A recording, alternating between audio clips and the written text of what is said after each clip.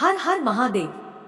प्रिय भक्त गणों, धर्म भाव चैनल पर आप सभी का स्वागत है।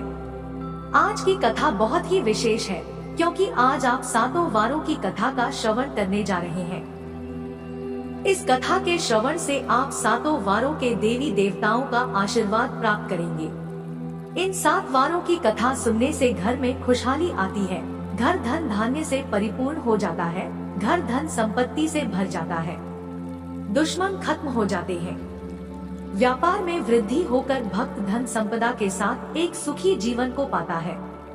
तो चलिए शुरू करते हैं सातों वारों की कथा। सबसे पहले हम रविवार की कथा का श्रवण करेंगे। प्राचीन काल की बात है, एक बुढ़िया माई नियमित रूप से रविवार का व्रत करती थी। रविवार के दिन सूर्योदय से पहले उठकर बुढ़िया माई स्नान से निवृत्त होकर आंगन को गोबर से लीपकर स्वच्छ करती थी। उसके बाद सूर्य भगवान की पूजा करते हुए रविवार का व्रत कथा सुनकर सूर्य भगवान को भोग लगाकर दिन में एक समय भोजन करती थी। सूर्य भगवान की अनुकंपा से बुढ़िया माई को किसी प्रकार की चिंता एवं कष्ट नहीं था। धीरे धीरे उनका घर धन धान्य से भर रहा था। उस बुढ़िया माई को सुखी होते देख उनकी पड़ोसन उनसे जलने लगी। बुढ़िया ने कोई गाय नहीं पाल रखी थी। पड़ोसन के आंगन में गाय बंधी रहती थी। वह अपनी पड़ोसन की गाय का गोबर लाती थी। पड़ोसी ने कुछ सोचकर अपनी गाय को घर के अंदर बांध दिया। रविवार को गोबर न मिलने से बुढ़िया माई अपना आंगन नहीं लीप सकी। आंगन न लीप पाने के कारण उस बुढ़िया माई ने सूर्य भगवान को भोग भी नहीं लगाया और उस दिन स्वयं भी भोजन नहीं किया। सूर्यास्त होने पर बुढ़िया माई भूखी प्यासी सो गई। प्रातः काल सूर्योदय से पूर्व उस बुढ़िया माई की आँख खुली तो वह अपने आंगन में सुंदर गाय और बछड़े को देखकर हैरान हो गई। गाय को आंगन में बांधकर उसे जल्दी से चारा पानी खिलाया। पड़ोसी ने उस बुढ़िया माई के आंगन में बंधी गाय और बछड़े को देखा तो वह उससे और भी अधिक जलने लगी। तभी गाय ने सोने का गोबर किया। गोबर को देखते ही पड़ोसन की आंखें फटी की फटी रह गई। पड़ोसन ने उस बुढ़िया माई को आसपास न देखकर तुरंत उस गोबर को चुरा लिया और अपने घर ले गई तथा अपनी गाय का गोबर वहां रखा। सोने के गोबर से पड़ोसन कुछ ही दिनों में धनवान हो गई। गाय प्रतिदिन सूर्योदय से पूर्व सोने का गोबर किया करती थी। पड़ोसन उस गोबर को उठाकर ले जाया करती थी। बहुत दिनों तक बुढ़िया माई को सोने के गोबर के बारे में कुछ पता ही नहीं चला। बुढ़िया माई पहले की तरह रविवार को भगवान सूर्य देव का व्रत किया करती थी और कथा सुनती थी। लेकिन सूर्य भगवान को जब पड़ोसन की चालाकी का पता चला तो उन्होंने तेज आंधी चलाई। आंधी का प्रकोप देखकर बुढ़िया माई ने गाय को घर के अंदर बांध दिया। सुबह उठकर बुढ़िया माई ने सोने का गोबर देखा तो उन्हें बहुत आश्चर्य हुआ। उस दिन के बाद से बुढ़िया माई ने गाय को घर के भीतर बांध कर रखा। सोने के गोबर से बुढ़िया माई कुछ ही दिनों में बहुत धनी हो गई।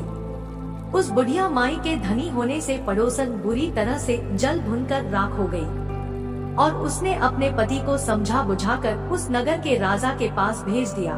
तो राजा ने अपने सैनिकों को भेजकर बुढ़िया माई से उस गाय को छीन लिया। अब बुढ़िया माई बहुत रोने लगी। जब राजा ने सोने का गोबर देखा तो उसके आश्चर्य का ठिकाना ही नहीं रहा। राजा ने उस गाय को पूरी तरह से अपना बना लिया।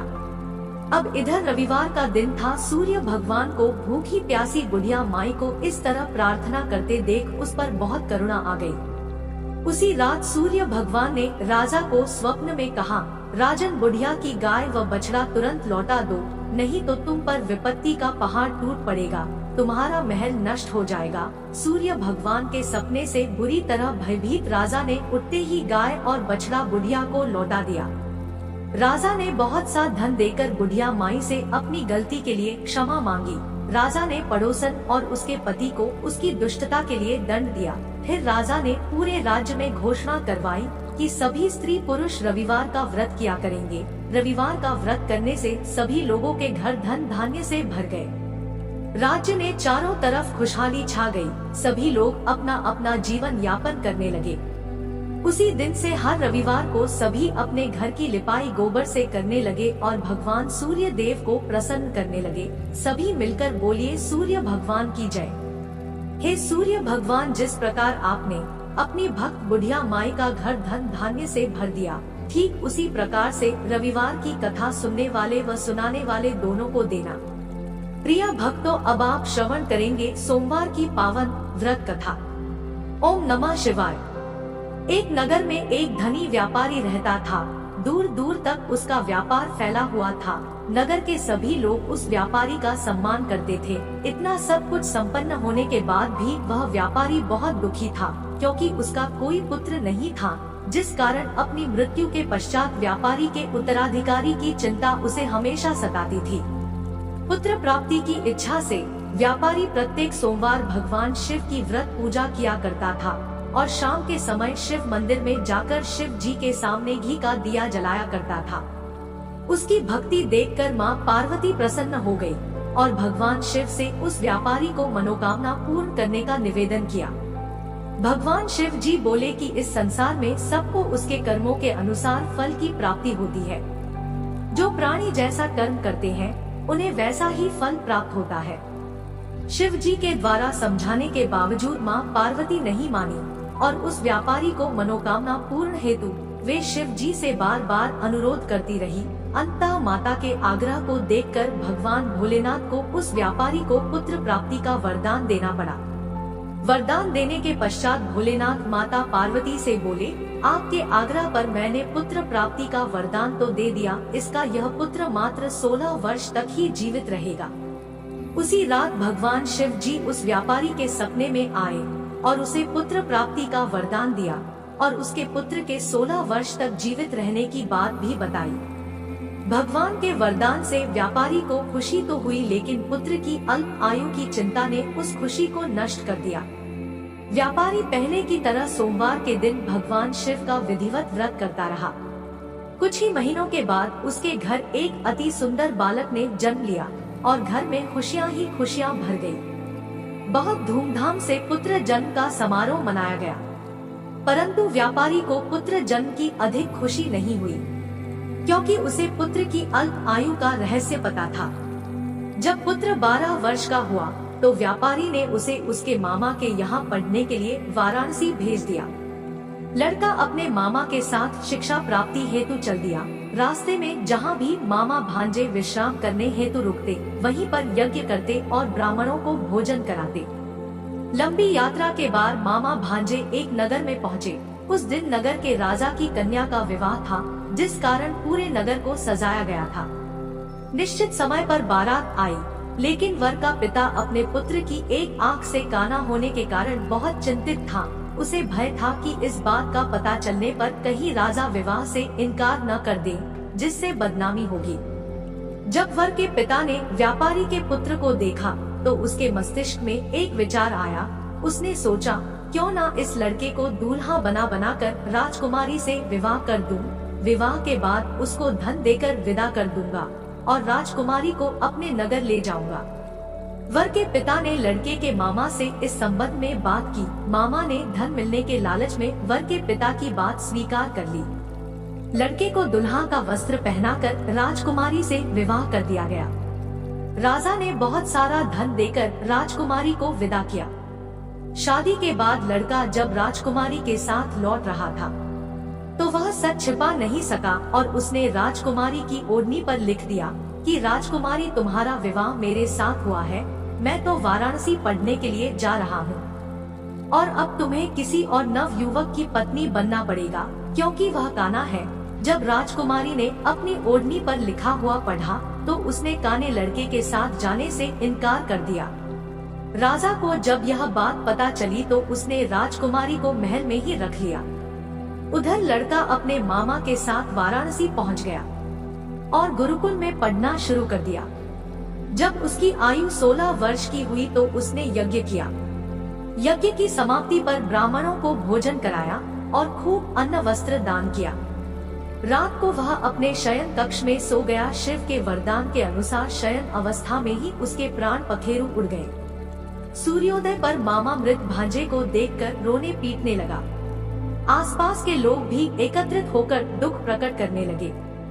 लड़के के मामा के रोने विलाप करने के स्वर समीप से गुजर रहे भगवान शिव और माता पार्वती के कानों में सुनाई पड़े। माता पार्वती ने भगवान शिव से कहा, प्राणनाथ, मुझे इसकी रोने के स्वर सहन नहीं हो रहे हैं, आप इस व्यक्ति के कष्ट को अवश्य से दूर करें। भगवान शिव ने माता पार्वती के साथ अदृश्य रूप में समीप जाकर देखा तो भोलेनाथ माता पार्वती से बोले, यह तो उसी व्यापारी का पुत्र है जिसे मैंने 16 वर्ष की आयु का वरदान दिया था। इसकी आयु पूरी हो गई है। माता पार्वती ने फिर भगवान शिव से निवेदन किया, उस बालक को जीवित करने का आग्रह किया। माता पार्वती के आग्रह पर भगवान शिव जी ने उस लड़के को जीवित होने का वरदान दिया और कुछ ही पल में वह जीवित होकर उठ बैठा। शिक्षा समाप्त करके लड़का मामा के साथ अपने नगर की ओर चल दिया। दोनों चलते हुए फिर उसी नगर में पहुँचे जहाँ उसका विवाह हुआ था। उस नगर में ही यज्ञ का आयोजन किया गया। समीप से गुजरते हुए नगर के राजा ने यज्ञ का आयोजन देखा तो उसने तुरंत ही लड़के और उसके मामा को पहचान लिया। यज्ञ के समाप्त होने पर राजा मामा और लड़के को महल में ले गया और कुछ दिन उन्हें महल में रखकर बहुत साधारण वस्त्र आदि देकर राजकुमारी के साथ विदा कर दिया। इधर भूखे प्यासे रहकर व्यापारी और उसकी पत्नी बेटे की प्रतीक्षा कर रहे थे। उन्होंने प्रतिज्ञा कर रखी थी कि यदि उन्हें अपने बेटे की मृत्यु का समाचार मिला तो दोनों अपने प्राण त्याग देंगे। परंतु जैसे ही उसने बेटे के जीवित वापस लौटने का समाचार सुना तो वह बहुत ही प्रसन्न हुआ। वह अपनी पत्नी और मित्रों के साथ नगर के द्वार पर पहुंचा। अपने बेटे के विवाह का समाचार सुनकर और पुत्र वधू राजकुमारी को देखकर उसकी खुशी का ठिकाना न रहा। उसी रात भगवान शिव ने व्यापारी के स्वप्न में आकर कहा कि भक्त, मैं तेरे सोमवार के व्रत करने और व्रत कथा सुनने से प्रसन्न होकर तेरे पुत्र को लंबी आयु का वरदान देता हूँ। पुत्र की लंबी आयु जानकर व्यापारी बहुत प्रसन्न हुआ। शिव भक्त होने तथा सोमवार का व्रत करने से व्यापारी की सभी मनोकामनाएं पूर्ण हो गयी। ठीक इसी प्रकार से जो भक्त सोमवार का विधिवत व्रत करते हैं, वह कथा सुनते हैं, उनकी समस्त इच्छाएं पूर्ण होती है। मिलकर बोलिए ओम नमः शिवाय। प्रिय भक्तों, अब आप श्रवण करेंगे मंगलवार की पावन व्रत कथा। एक बार की बात है, एक ब्राह्मण दंपत्ति की कोई संतान नहीं थी, जिस कारण वह बहुत ही दुखी थे। एक समय ब्राह्मण वन में हनुमान जी की पूजा के लिए गया। वहाँ उसने पूजा के साथ महावीर जी से एक पुत्र की कामना की। घर पर उसकी स्त्री भी पुत्र की प्राप्ति के लिए मंगलवार का व्रत करती थी। वह मंगलवार के दिन व्रत के अंत में हनुमान जी को भोग लगाकर ही भोजन करती थी। एक बार व्रत के दिन ब्राह्मणी ना तो भोजन बना पाई और न ही हनुमान जी को भोग लगा सकी। उसने प्रण किया कि वह अगले मंगलवार को हनुमान जी को भोग लगाकर ही भोजन करेगी। वह भूखी प्यासी 6 दिन तक पड़ी रही। मंगलवार के दिन वह बेहोश हो गई। हनुमान जी उसकी निष्ठा और लगन को देखकर बहुत प्रसन्न हुए। उन्होंने आशीर्वाद स्वरूप ब्राह्मणी को एक पुत्र दिया और कहा कि यह तुम्हारी सेवा करेगा। बालक को पाकर ब्राह्मणी अति प्रसन्न हुई। उसने बालक का नाम मंगल रखा। कुछ समय उपरांत जब ब्राह्मण घर आया तो बालक को देखकर पूछा कि वह कौन है, तो पत्नी बोली कि मंगलवार के व्रत से प्रसन्न होकर हनुमान जी ने उसे एक बालक दिया है। ब्राह्मण को अपनी पत्नी की बात पर विश्वास नहीं हुआ। एक दिन मौका देखकर ब्राह्मण ने उस बालक को कुएं में गिरा दिया। घर लौटने पर ब्राह्मणी ने पूछा कि मंगल कहाँ है। तभी पीछे से मंगल मुस्कुराकर आता हुआ दिखाई दिया। उसे वापस देखकर ब्राह्मण आश्चर्यचकित रह गया। रात को हनुमान जी ने उसे स्वप्न में दर्शन दिए और बताया कि यह पुत्र उसे उन्होंने ही दिया है। ब्राह्मण सत्य जानकर बहुत ही खुश हुआ। उसके बाद ब्राह्मण दंपत्ति प्रत्येक मंगलवार को व्रत रखने लगे। जो मनुष्य मंगलवार व्रत कर व्रत कथा को पढ़ता या सुनता है और नियम से व्रत रखता है, उसके हनुमान जी की कृपा से सब कष्ट दूर होकर सर्व सुख प्राप्त होता है और हनुमान जी की दया के पात्र बनते हैं। हे हनुमान जी, जिस प्रकार आपने उस ब्राह्मण को पुत्र दिया, उस प्रकार सभी को देना। कथा को कहने व सुनने वालों को भी देना। जय हो वीर हनुमान। प्रिय भक्त गणों, अब आप बुधवार की व्रत कथा का श्रवण करेंगे। ओम नमः शिवाय।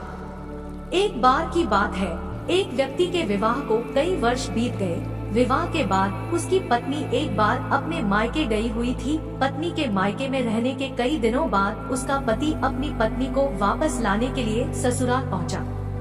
ससुराल में कुछ दिन रहने के बाद वह पत्नी को मायके से विदा करने की बात अपने सास ससुर से कही।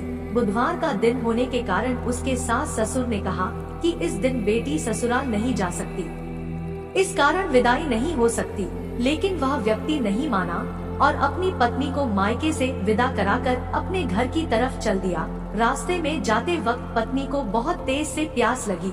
तब पति पानी की तलाश में इधर उधर भटकने लगा। काफी देर के बाद जब पानी लेकर वापस लौटा तो उसने पाया कि पत्नी के पास उसी के वेशभूषा में कोई अन्य व्यक्ति पत्नी के सामने बैठकर बातें करता हुआ दिखाई दिया। दोनों व्यक्ति आपस में लड़ने लगे। पहले व्यक्ति ने गुस्से में दूसरे व्यक्ति से पूछ लिया कि वह कौन है और क्यों उसकी पत्नी के साथ बैठकर बातें कर रहा है। फिर आपस में लड़ने लगे। दूसरे व्यक्ति ने कहा कि यह मेरी पत्नी है। इस तरह दोनों के बीच भयानक लड़ाई होने लगी। तब वहाँ पर कुछ सिपाही आ गए और स्त्री से उसके असली पति के बारे में पूछने लगे।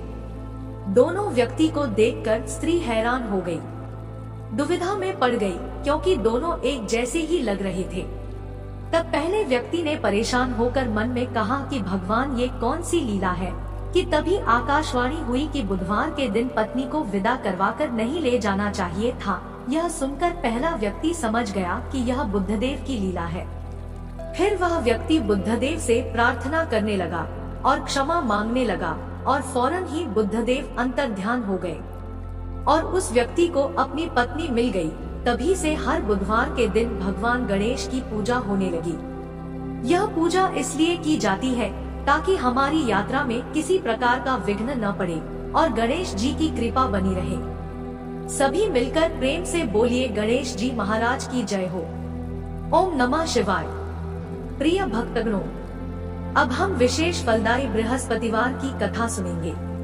सब मिलकर बोलिए, विष्णु भगवान की जय हो। एक समय की बात है, एक बहुत ही निर्धन ब्राह्मण था। उसकी कोई संतान नहीं थी। वह नित्य पूजा पाठ करता था, लेकिन उसकी स्त्री कभी स्नान नहीं करती और न ही किसी देवता का पूजन करती थी। इसी कारण ब्राह्मण बहुत दुखी था। भगवान की कृपा से ब्राह्मण के यहाँ एक कन्या का जन्म हुआ। कन्या जब बड़ी होने लगी तो वह प्रातः काल स्नान करके निरंतर भगवान विष्णु का जप करती, बृहस्पतिवार का व्रत भी करने लगी। पूजा पाठ समाप्त कर पाठशाला जाती थी। अपनी मुट्ठी में जौ भरकर ले जाती और पाठशाला जाने के मार्ग में डाल जाती। लौटते समय वही जो सोने के हो जाते तो उनको बीन कर घर ले आती। एक दिन वह बालिका सोने के जौ को फटकार कर साफ कर रही थी। तभी उसकी माँ ने देख लिया और कहा, है बेटी, सोने के जौ को भटकने के लिए सोने का बर्तन भी होना चाहिए। दूसरे दिन गुरुवार था। कन्या ने व्रत रखा और बृहस्पति जी से सोने का बर्तन देने की प्रार्थना की। बृहस्पति देव ने उसकी प्रार्थना स्वीकार कर ली। रोजाना की तरह वह कन्या पाठशाला चली गई। पाठशाला से लौटकर जब वह जा रही थी तो बृहस्पति की कृपा से उसे सोने का बर्तन मिला। वह उसे लेकर घर आई और उसमें जौ साफ करने लगी, परंतु उसकी माँ का वही ढंग रहा। एक दिन की बात है, कन्या सोने के बर्तन में जब जौ साफ कर रही थी तो उस समय नगर का राजकुमार वहाँ से निकला।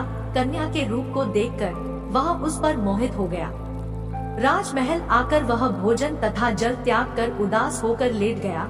राजा को जब राजकुमार द्वारा अन्न जल त्यागने का समाचार ज्ञात हुआ तो वह अपने मंत्री के साथ अपने पुत्र के पास गया और कारण पूछा। राजकुमार ने राजा को उस लड़की के घर का पता बता दिया। मंत्री उस लड़की के घर गया। मंत्री ने ब्राह्मण के समक्ष राजा की ओर से निवेदन किया। कुछ ही दिनों बाद ब्राह्मण की कन्या का विवाह राजकुमार के साथ संपन्न हो गया। कन्या के घर से जाते ही ब्राह्मण के घर में पहले की भांति गरीबी का निवास हो गया। एक दिन दुखी होकर ब्राह्मण अपनी पुत्री से मिलने गए। बेटी ने पिता की आवश्यकताओं को देखा और अपनी माँ का समाचार पूछा। ब्राह्मण ने सभी हाल कह सुनाया। कन्या ने बहुत सा धन देकर अपने पिता को विदा कर दिया, लेकिन कुछ दिन बाद फिर वही हालत हो गई।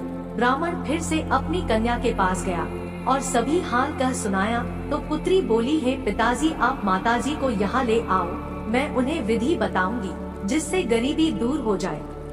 ब्राह्मण अपनी स्त्री को साथ लेकर अपनी पुत्री के पास राजमहल पहुँचे तो पुत्री अपनी माँ को समझाने लगी कि माँ, तुम प्रातः काल स्नान करके विष्णु भगवान का पूजन किया करो, सब दरिद्रता दूर हो जाएगी। परंतु उसकी माँ ने उसकी एक भी बात नहीं मानी।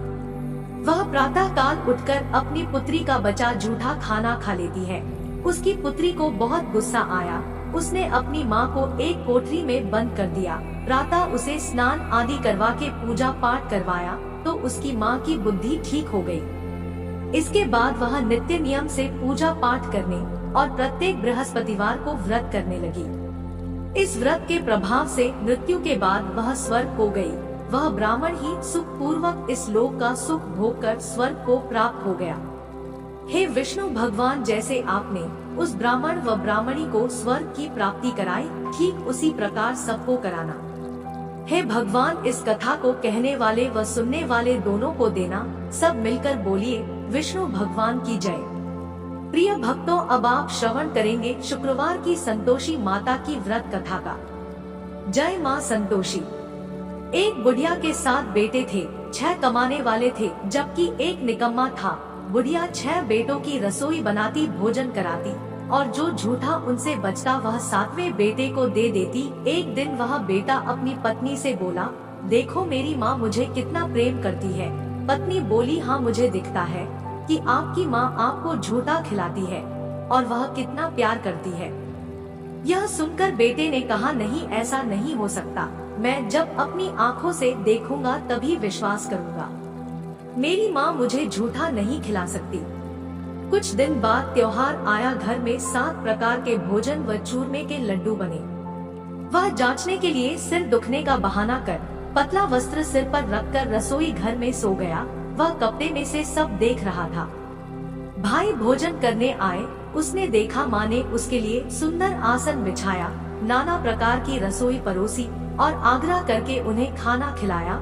और जब भोजन करके उठे तब माँ ने उनकी झूठी थाली में से लड्डू के चूरे उठाकर एक लड्डू बनाया और बूढ़ी माँ ने उसे पुकारा, बेटा छो भाई भोजन करके चले गए हैं, अब तू ही बाकी है, आकर भोजन खा ले। वह कहने लगा, माँ मुझे भोजन नहीं करना, अब मैं परदेश जाना चाहता हूँ। माँ ने कहा, कल जाता है तो आज चला जा। वह बोला, आज ही जा रहा हूँ। यह कहकर वह घर से निकल गया। चलते चलते पत्नी की याद आ गई। वह गौशाला में गोबर पात रही थी। वहां जाकर बोला, हे प्रिय, मैं प्रदेश कमाने के लिए जा रहा हूँ। तुम्हारी याद मुझे सदैव रहे, इसलिए मुझे कुछ निशानी दे दो। और यह अंगूठी है, इसे ले लो और अपनी कुछ निशानी मुझे दे दो। वह बोली, मेरे पास क्या है, यह गोबर भरा हाथ। यह कहकर उसकी पीठ पर गोबर के हाथ की थाप लगा दी। वह चला गया। चलते चलते दूर देश पहुंचा। वहां एक साहूकार की दुकान थी। वहां जाकर उसने कहा, भाई मुझे नौकरी पर रख लो। साहूकार को भी जरूरत थी एक नौकर की, तो वह बोला, रह जा। लड़के ने पूछा, तनख्वाह क्या दोगे? साहूकार ने कहा, काम देखकर दाम मिलेगा। साहूकार की नौकरी मिली। वह सुबह 7 बजे से रात 10 बजे तक नौकरी पर जाने लगा। कुछ ही दिन में दुकान का सारा का लेन देन, हिसाब किताब, ग्राहकों को माल बेचना, सारा काम करने लगा। साहूकार के साथ 8 नौकर थे। वे सब चक्कर खाने लगे कि यह तो बहुत होशियार बन गया। सेठ ने भी काम देखा और 3 महीने में ही उसे आधे मुनाफे का हिस्सेदार बना दिया। वह कुछ वर्षों में ही नामी सेठ बन गया और मालिक सारा कारोबार उस पर छोड़कर चला गया। इधर उसकी पत्नी को सास ससुर दुख देने लगे, सारी गृहस्थी का काम कराने लगे।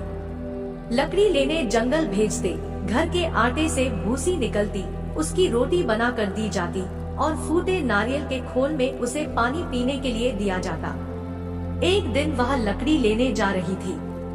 रास्ते में बहुत सी स्त्रियां संतोषी माता का व्रत करती हुई दिखाई दी। वह वहां खड़े होकर कथा सुनने लगी और पूछा, बहनों तुम किस देवता का पूजा कर रही हो और इसके करने से क्या फल मिलता है? यदि तुम इस व्रत का विधान मुझे भी समझा दोगी तो मैं तुम्हारा बड़ा ही उपकार मानूंगी। तब उसमें से एक स्त्री बोली, सुनो, यह संतोषी माता का व्रत है। इसके करने से निर्धनता दूर होती है, दरिद्रता का नाश होता है और मन में जो भी कामना है सब संतोषी माता की कृपा से पूर्ण होती है। तब उसने व्रत की विधि पूछी।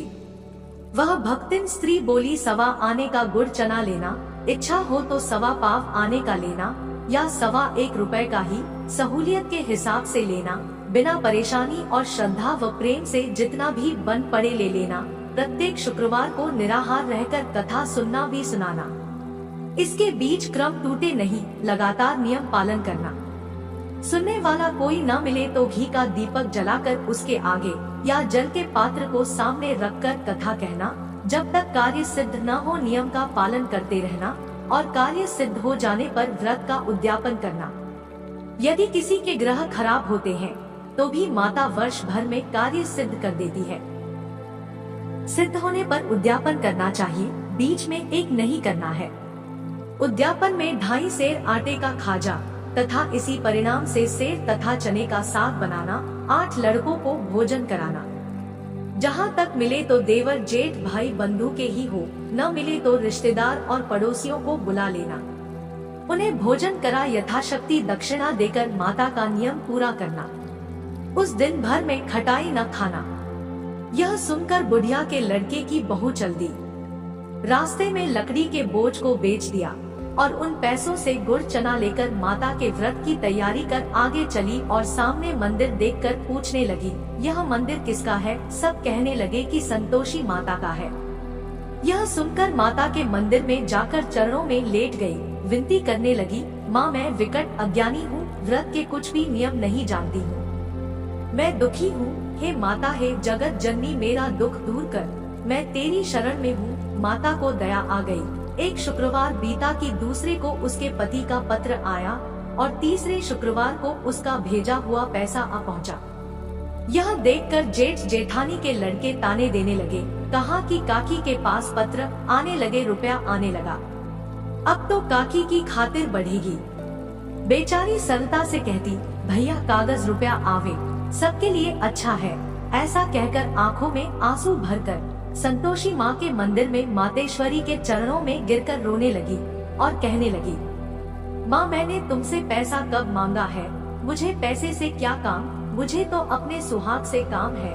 मैं तो अपने स्वामी के दर्शन करना चाहती हूँ। तब माता ने प्रसन्न होकर कहा, जा बेटी, तेरा स्वामी आएगा। यह सुनकर खुशी से बावली होकर घर में जाकर काम करने लगी। अब संतोषी माँ विचार करने लगी, इस भोली पुत्री को मैंने कह तो दिया कि तेरा पति आएगा, लेकिन कैसे? वह तो इसे स्वप्न में भी याद नहीं करता, उसे याद दिलाने को मुझे ही जाना पड़ेगा। इस तरह माताजी उस बुढ़िया के बेटे के पास स्वप्न में प्रकट हो गई। स्वप्न में प्रकट होकर कहने लगी, पुत्र सब कुछ भूल कर सोया है या कुछ याद भी है तुझे? वह कहने लगा, माता कहो क्या आज्ञा है? माँ कहने लगी, तेरे घर बार कुछ है कि नहीं? वह बोला, मेरे पास सब कुछ है माँ, माँ है, बाप है, बहू है, कुछ भी कमी नहीं है। माँ बोली, भोले पुत्र, तेरी बहू घोर संकट उठा रही है, तेरे माँ बाप उसे परेशानी दे रहे हैं, वह तेरे लिए तरस रही है, तू उसकी सुध ले। वह बोला, हाँ माता जी यह तो मालूम है, परंतु जाऊं कैसे? प्रदेश की बात है, लेन देन का कोई हिसाब नहीं है, कोई लेन देन वाला समय से नहीं आता, कैसे चला जाऊं? माँ कहने लगी, मेरी बात मान, सवेरे नहा धोकर संतोषी माता का नाम ले, घी का दीपक जला, दंडवत कर दुकान पर जा बैठ। देखते ही देखते सारा लेन देन चुकता हो जाएगा, जमा माल बिक जाएगा, सांझ होते होते धन का भारी ढेर लग जाएगा। अब माता की बात मानकर वह नहा धोकर दंडवत कर संतोषी माता को घी का दीपक जला दुकान पर जा बैठा। थोड़ी देर में ही देने वाले रुपया लाने लगे, लेने वाले हिसाब लेने लगे। कोठे में भरे सामान के खरीदार नगर दाम से सौदा लेने लगे। शाम तक धन का भी भारी ढेर लग गया। मन में माता का नाम ले चमत्कार देख प्रसन्न हो घर के वास्ते गहना कपड़ा सामान खरीदने लगा। यहाँ काम से निपटकर तुरंत घर को रवाना हुआ। उधर उसकी पत्नी जंगल में लकड़ी लेने जाती है। लौटते वक्त माताजी के मंदिर में विश्राम करती है। वह तो उसके प्रतिदिन रुकने का जो स्थान ठहरा, धूल उड़ती देखकर माता से पूछती है, हे माता, यह धूल कैसी उड़ रही है? माता कहती है, हे पुत्री, तेरा पति आ रहा है। अब तू ऐसा कर, लकड़ियों के 3 बोझ बनाकर एक नदी के किनारे रख और दूसरा मेरे मंदिर पर और तीसरा अपने सर पर। तेरे पति को लकड़ियों का गट्ठर देखकर मोह पैदा होगा और वह वहाँ जैसे ही आकर रुकेगा, नाश्ता पानी खाकर माँ से मिलने जाएगा। तब तू लकड़ी का बोझ उठाकर जाना और चौक में गट्ठर डालकर जोर से आवाज लगाना, लो सासू जी लकड़ियों का गट्ठर लो, भूसी की रोटी दो, नारियल के खपड़े में पानी दो, आज मेहमान कौन आया है। यह सुनकर वह बहू ने माता जी को धन्यवाद दिया और प्रसन्न मन से लकड़ियों के 3 गट्ठर बनाए, एक नदी के किनारे पर और एक माता जी के मंदिर में रखा और चली गई। सूखी लकड़ी देखकर इतने में मुसाफिर आ पहुंचा। सूखी लकड़ी देखकर उसकी इच्छा उत्पन्न हुई कि हम यहीं पर विश्राम करें और भोजन बनाकर खाते हैं, फिर गांव चलूंगा। इसी तरह रुककर भोजन बनाकर विश्राम करके गांव को गया। सबसे प्रेम से मिला। उसी समय सिर पर लकड़ी का गट्ठर लिए वह उतावली से आती है, लकड़ियों का भारी बोझ आंगन में डालकर जोर से 3 बार आवाज लगाती है, लो सासू जी लकड़ियों का गट्ठर लो, भूसी की रोटी दो, नारियल के खपड़े में पानी दो, आज मेहमान कौन आया है। यह सुनकर उसकी सास बाहर आकर अपनी बहू को कहती है, बहू ऐसा क्यों कहती है, तेरा मालिक ही तो आया है।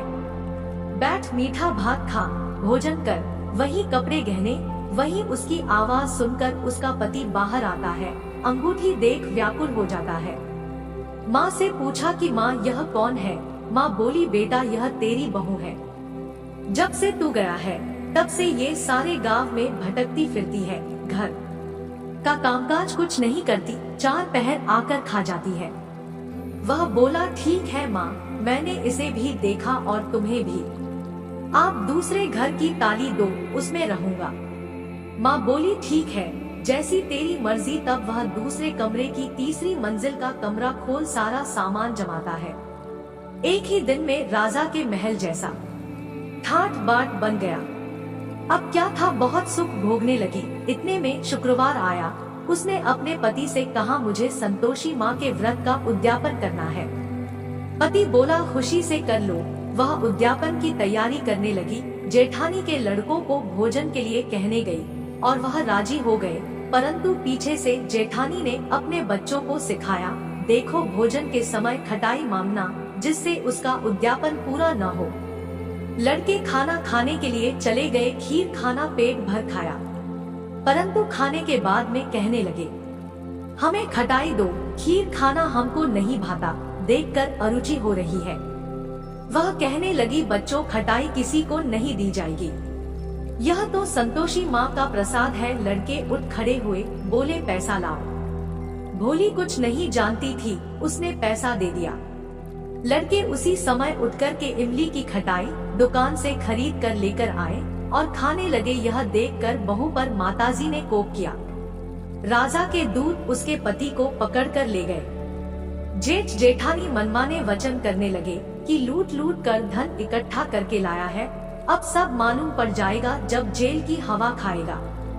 बहू से यह सब सहन नहीं हुआ, रोते हुए माताजी के मंदिर गई। कहने लगी, है माता तुमने क्या किया।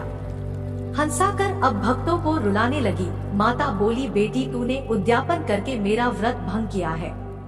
वह कहने लगी, माता मैंने कुछ अपराध किया है, मैंने तो भूल से लड़कों को पैसे दे दिए, मुझे क्षमा करो, मैं फिर से तुम्हारा उद्यापन करूंगी। माँ बोली, अब भूल मत करना। वह कहती है, अब भूल नहीं होगी। अब बताओ वह कैसे आएंगे। माँ बोली, जा पुत्री, तेरा पति रास्ते में आता मिलेगा। वह निकली, राह में पति आता मिला। वह पूछी, कहाँ गए थे।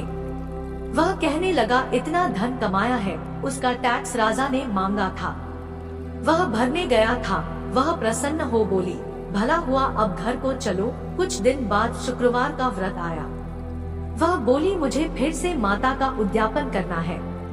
पति ने कहा, करो। बहू फिर से जेठ के लड़कों को भोजन को कहने गई। जेठानी ने 1-2 बातें सुनाई और सब लड़कों को सिखाने लगी कि तुम लोग पहले ही खटाई मांगना। लड़के भोजन से पहले कहने लगे, हमें खीर नहीं खानी, हमें तो खटाई चाहिए, हमारा मन बिगड़ रहा है, हमें मिचली आ रही है, हमें खटाई खाने को दो। वह बोली, खटाई किसी को नहीं मिलेगी, आना है तो आओ, नहीं तो वह ब्राह्मण के लड़के लाकर भोजन करा दूंगी। उस बहू ने यथाशक्ति एक एक कर एक फल दिया। संतोषी माँ प्रसन्न हो गई। इस तरह से उस बहू ने व्रत का उद्यापन किया। माता की कृपा होने से उसके घर में फिर से अन्न धन का भंडार भर गया। कुछ ही दिनों में वह एक पुत्र को जन्म देती है और इस प्रकार से उसका घर पूरी तरह से खुशियों से भर जाता है। वह माता संतोषी की कृपा से धनवान हो जाती है। जय हो संतोषी माँ, जिस प्रकार आपने उस भक्तिन को दिया, ठीक उसी प्रकार आप कथा को सुनने वाले व कहने वाले को भी देना। जय माता संतोषी। प्रिय भक्तों, अब आप श्री शनिदेव की कथा का श्रवण करेंगे। इससे पहले कि आप इस कथा में को जाएं, आप सभी भक्त गणों से निवेदन है कि धर्म भाव चैनल को सब्सक्राइब कर लीजिए, साथ ही बेल आइकन को भी दबा दीजिए ताकि धर्म भाव चैनल पर आने वाली हर एक वीडियो आपको तुरंत मिल सके। चलिए शनि महाराज की कथा का श्रवण करते हैं। जय जय श्री शनिदेव प्रभु। एक बार की बात है, भगवान सूर्य देव के पुत्र शनि बचपन में बहुत सुंदर थे और तेजस्वी भी। उनकी सुंदरता को देखते हुए गंधर्व ने अपनी पुत्री कंकाली के साथ शनिदेव का विवाह करा दिया, लेकिन अत्यंत सुंदर होने के कारण इंद्र की सभा की अप्सराएं अक्सर उन्हें देखने आया करती थी। इन अप्सराओं को देखकर कई बार शनिदेव उन पर मोहित हो जाया करते थे।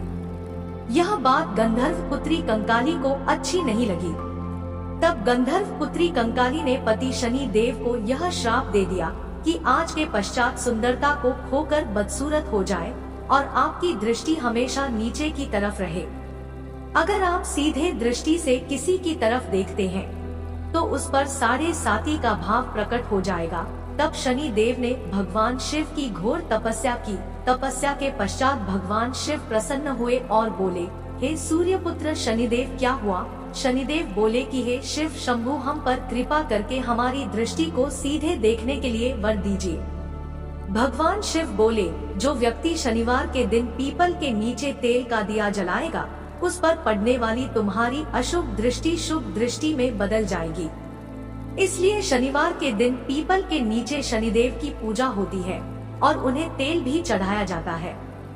हे शनि महाराज, जो भी भक्त आपका शनिवार का व्रत करता है, आपको तेल चढ़ाता है, आप उसके घर में अन्न धन सुख संपदा देना, सुख शांति देना। सब मिलकर प्रेम से बोलिए, जय शनिदेव। ओम नमः शिवाय। प्रिय भक्त गणों, आज आपने 7 वारों की कथा का श्रवण किया है। इस कथा के श्रवण से आपको 7 दिनों के देवी देवताओं का आशीर्वाद प्राप्त होगा। यह प्रस्तुति आपको कैसी लगी कमेंट में जरूर लिखें और अगर आप भी शिव भक्त हैं तो धर्म भाव चैनल को सब्सक्राइब कर लीजिए। मिलते हैं फिर से धर्म भाव की नई प्रस्तुति के साथ, तब तक के लिए अपना ख्याल रखें। नमस्कार।